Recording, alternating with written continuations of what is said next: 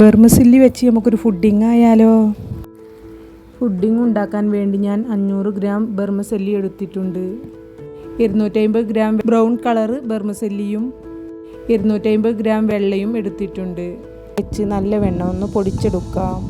പൊടിച്ചെടുത്ത കുനാഫയിലേക്ക് പൊടിച്ച പഞ്ചസാര 10 table spoon, 7 table spoon പാൽപ്പൊടി ഇവയെല്ലാം ചേർത്ത് നല്ല വെണ്ണം ഇളക്കി കൊടുക്കാം.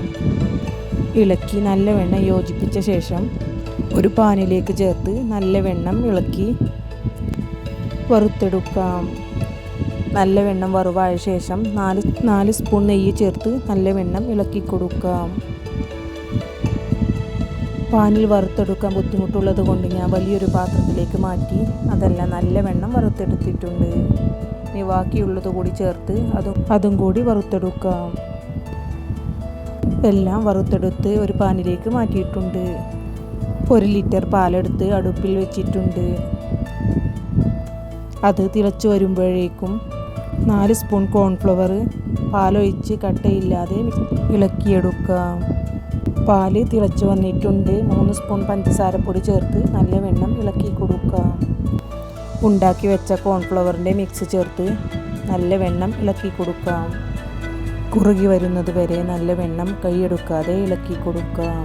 മധുരം കുറവുള്ളത് കൊണ്ട് 4 സ്പൂൺ പഞ്ചസാരപ്പൊടി ചേർത്ത് കൊടുക്കുന്നുണ്ട്. 1 സ്പൂൺ വാനില എസൻസ് കൂടി ചേർത്ത് നല്ല വെണ്ണം ഇളക്കി കൊടുക്കാം. അതിനുശേഷം അടുപ്പിൽ നിന്നും മാറ്റാം. ഒരു പുഡിംഗ് ട്രേ എടുത്തിട്ടുണ്ട്. അതിലേക്ക് വറുത്തെടുത്തിട്ടുള്ള കുനാഫയുടെ മിക്സ് കുറച്ച് ചേർത്ത് കൊടുക്കാം. അതിൻ്റെ മുകളിലേക്ക് ക്രീം ഒഴിച്ചു കൊടുക്കാം.